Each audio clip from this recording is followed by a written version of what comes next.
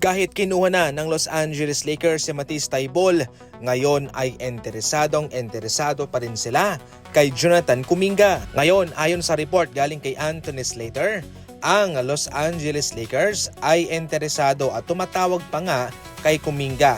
Hindi po sosobra ang player nitong Los Angeles Lakers dahil magkakaroon ng sign and trade.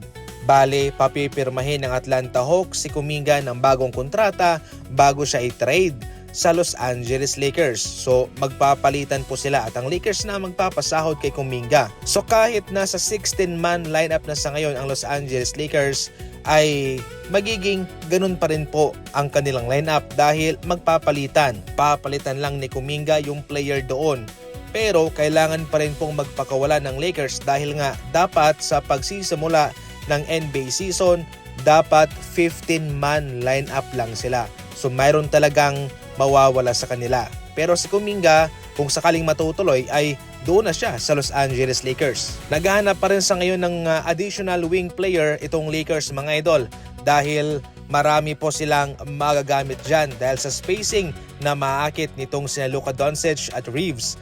Kaya dapat marami silang mga wing player bilang option para sa new season.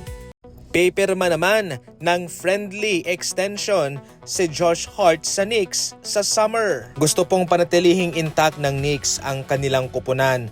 Sad to say, kinailangan nilang pakawalan si Mitchell Robinson pero ayaw na nilang gumawa ulit ng ganong pangyayari.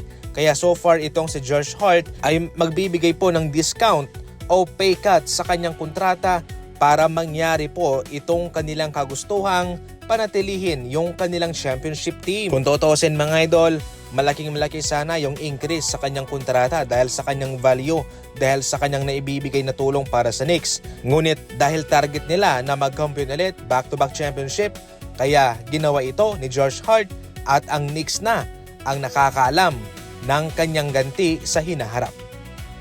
Natapos na ang investigasyon sa aspiration patungkol sa mga aligasyon kay Kawhi Leonard.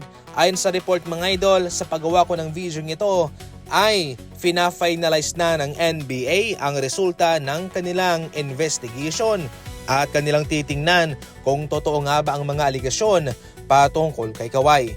Kung sakaling hindi totoo, malinis sa kanyang pangalan, well, makakalaro siya. Hindi na nakahold ang trade patungkol sa kanya at wala siyang kakaharaping multa.